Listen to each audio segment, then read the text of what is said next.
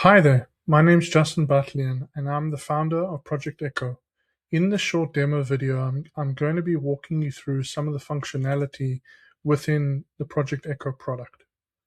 So after signing up to Project Echo, you'll be taken to the requests page.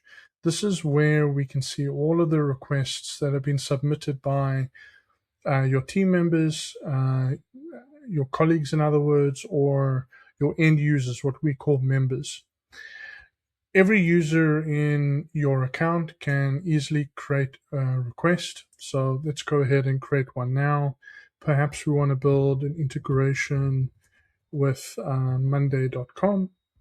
So I'm going to go ahead and type that out. I can add details, like a short description if I want. I then get to pick the status. This is very key in Project Echo statuses. By default, we have pending, but then we can move them down the development funnel. So let's say I'm going to put this in reviewing. I can then go ahead and set the priority. I think this is probably medium level priority. And then notice what Project Echo is going to do is to show me similar requests. This is so, if I'm creating something that already exists, I can quickly scan through. Now, a few are coming up for integration, but nothing for monday.com. So I'm going to go ahead and click on create. And it's going to go ahead and add it. And since we're sorting by newest, it's going to appear at the top of the list. We do have this smart filter over here. Notice we have lots of different options from the boards. So each request is assigned to a board. By default, you will have 2 boards when you sign up, features and bugs, but there's no limits on boards. You can create additional boards. So notice over here, I have a board called integrations, which I've created in my workspace, and you can do the same if you want in yours. So let's just say I want to look at all my high and urgent requests. And so now I've filtered down the list. I've got 7 over here. And what I'm going to do is I want to work on this list of requests. So I'm going to click on the top request in the list. And notice I have now essentially a details page for that request. I can see any comments that are written here. I can also write internal notes. So simply by clicking on this icon, I can change the comment to an internal note.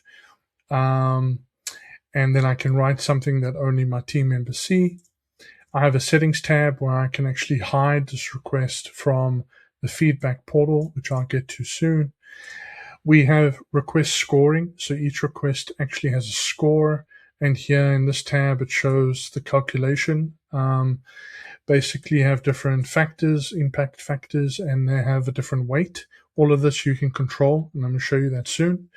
And on the right-hand side, we see that we have an assignee. Sorry, I clicked too quickly there.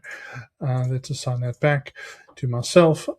We have a board, status, and priority, and it's very easy to change any of these values. Up here, I have a link to the actual request on my feedback portal, and I can also delete the request. But if you remember, we filtered down on high and urgent priority requests. Up here, we have these useful arrows. I can now cycle through the list of requests, which was filtered on the requests page.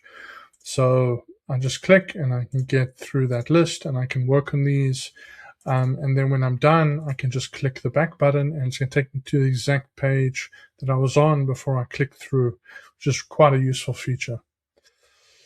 I can also change things just by simply clicking on the icons over here. I can change the status, priority, the boards, so it's very convenient. Next, the roadmap feature. So over here, we can see the requests displayed. The filter's overlapping. That's a bit of a bug which I need to fix. So let's just go ahead and remove the filter so we can see all of our requests. And let's just say, this request over here, Jira integration, we've done some work on it. We now kind of want to start planning it. All I need to do is click and drag, and I can change the order. Notice this card has this red border. That's because this request is set to urgent. So I've added that just to make it stand out. So drag and drop is very convenient. I can also drag into different columns. And what that's going to do is actually change the status automatically. And in the Activities tab, I can see all the history of what's been going on with the request, which is also very useful. I'm going to be adding additional activities to this tab in the future. So basically anything that's going on with this request will be logged here. And it's very convenient to see who's doing what and what changes are taking place on the request. You can also create requests directly in the roadmap tab. Notice these plus buttons. So if I want to create, say, a new request right now in planned in the status, I can just click on the plus button, which is really useful. The search is also great. Notice I'm starting to get a lot of requests because I've been working on building a lot in Project Echo. So if I'm not sure about something, I can just start searching and it's going to pull up requests very quickly. And then I can just click through. Here's an example of a comment by my test user. I can reply to that comment as well. So there's threaded replies. I can also reply and have it as an internal note. So maybe I want to actually write something that has context to this comment, but save it as an internal note instead of an actual comment. Next, we have changelog. This is basically where users can write up essentially what's been going on in their product. So this is a changelog I actually created today. So you can see it's written, there's bullet points here. I've got, there's images. And then down here, we can actually link requests, completed requests to the changelog entries. So let me show you just briefly how we create a new entry. Click on new entry, give it a title. You can use the / to get all kinds of options, kind of similar to Notion. And then we can embed YouTube, add images, bullet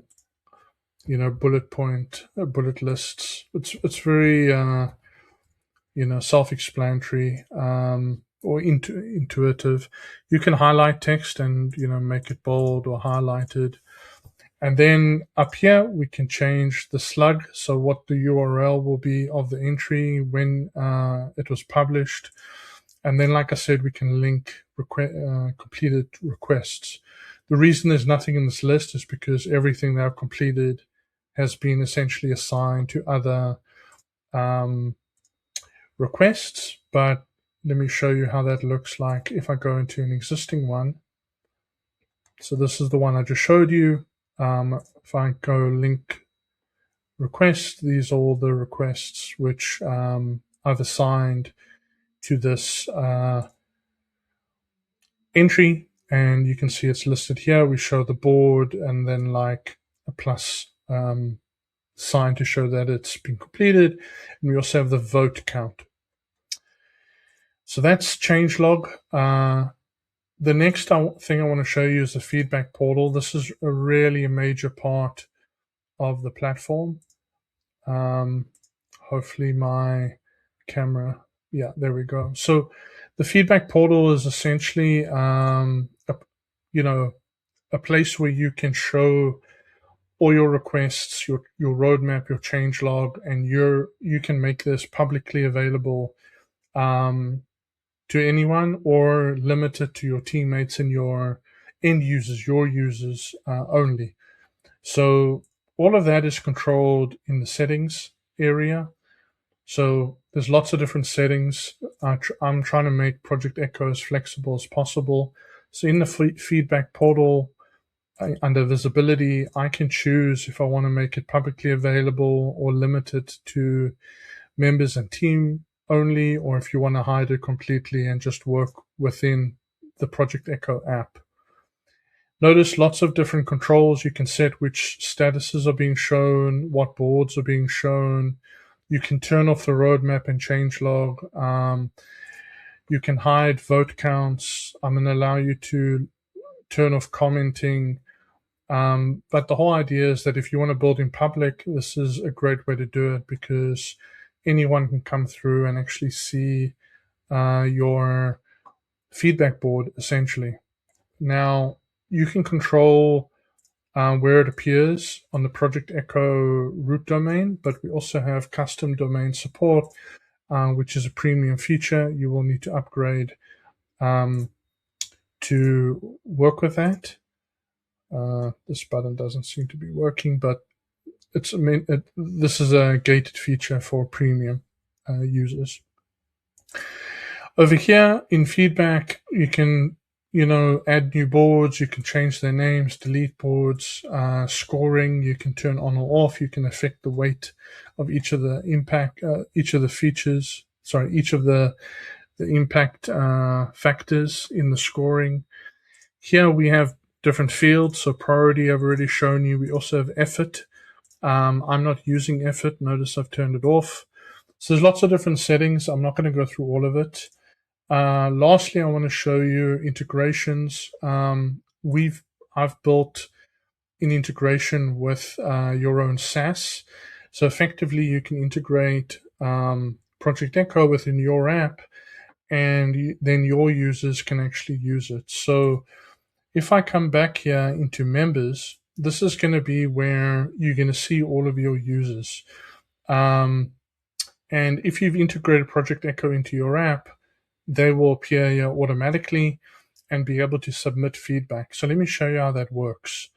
I'm going to now just jump over here to basically my test account.